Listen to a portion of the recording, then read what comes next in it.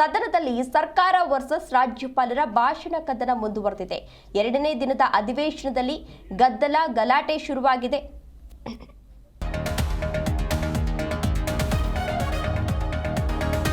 ಭಾಷಣ ಕದನ ಮುಂದುವರೆದಿದೆ. ಎರಡನೇ ದಿನದ ಅಧಿವೇಶನದಲ್ಲಿ ಗದ್ದಲ ಗಲಾಟೆ ಶುರುವಾಗಿದೆ. ಆಡಳಿತ ವಿಪಕ್ಷ ನಾಯಕರ ನಡುವೆ ಮಾತಿನ ಯುದ್ಧ ಶುರುವಾಗಿದೆ.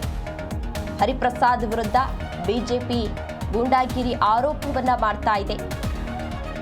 ಬಿಕೆ ಹರಿಪ್ರಸಾದ್ ಅವರನ್ನ ಅಮಾನತು ಮಾಡಬೇಕು ಅಂತ ಹೇಳಿ ಬಿಜೆಪಿ ನಾಯಕರು ಪಟ್ಟು ಹಿಡಿದಿದ್ದಾರೆ. ಅವರನ್ನ ಅಮಾನತು ಮಾಡಲೇಬೇಕು ಅಂತ ಹೇಳಿ ಬಿಜೆಪಿ ಪಟ್ಟು ಹಿಡಿದಿದೆ. ಹರಿಪ್ರಸಾದ್ ವಿರುದ್ಧ ಇದೀಗ ಬಿಜೆಪಿ ಎಂಎಲ್ಸಿಗಳು ಕೂಡ ಮುಗಿಬಿದ್ದಿದ್ದಾರೆ. ನಿನ್ನೆಯಿಂದ ಜಂಟಿ ಅಧಿವೇಶನ ಶುರುವಾಗಿದೆ. ನಿನ್ನೆ ರಾಜ್ಯಪಾಲರು ಬಂದು ಭಾಷಣ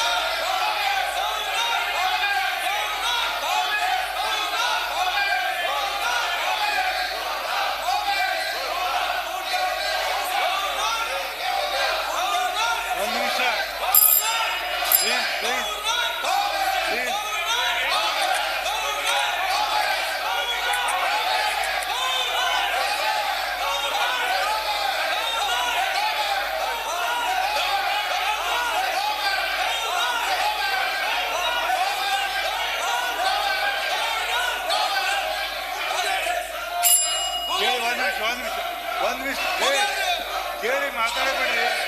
ನಾನು ಮಾತಾಡಕ್ ಬಿಡಿ. ನನಗೆ ಮಾತಾಡಕ್ ಬಿಡಿ. ನೋಡಿ ರವಿ, ಒಂದ್ ನಿಮಿಷ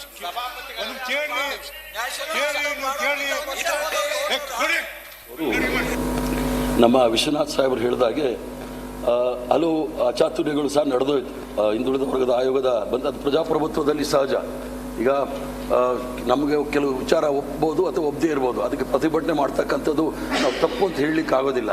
ಅದೊಂದು ಬಿಟ್ಟರೆ ಇನ್ನು ಯಾವುದೇ ಅವರ ರಾಜಕೀಯ ಚರಿತ್ರೆಯಲ್ಲಿ, ಯಾಕಂದರೆ ಅವ್ರ ಸಮುದಾಯದವ್ರು ಭಾಳ ಸಂತೋಷ ಬಿದ್ದಿರ್ಬೋದು ಅವನೂರು ವರದಿಯನ್ನು ಸುಟ್ಟಲಿಕ್ಕೆ ಪ್ರಯತ್ನ ಮಾಡಿದ್ರು ಅಂತೇಳಿ. ಆದರೆ ಅವರ ಸರಳ ಜೀವನ ಏನಿತ್ತು ಅಂದರೆ ಒಂದು ಸಾಮಾನ್ಯ ಮನುಷ್ಯರ ಬಗ್ಗೆ ಅವ್ರಿಗೇನು ಕಾಳಜಿ ಇತ್ತು ಅದನ್ನು ಯಾರೂ ಸಹ ಮರೀಲಿಂಗಿಲ್ಲ. ಯಾಕಂದರೆ ನನ್ನ ಅದೃಷ್ಟ ಏನು ಅಂತ ಹೇಳಿದ್ರೆ, ನಾನು ಭೀಮಣ್ಣ ಖಂಡ್ರೆ ಸಾಹೇಬ್ರ ಜೊತೆಗೂ ಕೆಲಸ ಮಾಡಿದೆ. ಅವರ ಮಗ ಈಶ್ವರ್ ಖಂಡ್ರೆ ನಮ್ಮ ಜೊತೆ ಸೇವಾದಳದಲ್ಲಿದ್ದರು. ಈಗ ಇನ್ನೊಬ್ಬ ಮೊಮ್ಮಗ ಪಾರ್ಲಿಮೆಂಟಲ್ಲಿ ನಮ್ಮ ಜೊತೆಗಿದ್ದಾರೆ. ಅಂದರೆ 3 ತಲೆಮಾರಲ್ಲಿ ನಾನು ನೋಡಿದ್ದೀನಿ. ಯಾರಿಗೂ ಸಹ ರಾಜಕೀಯದ ಅಧಿಕಾರ ಒಂದ್ ನಿಮಿಷ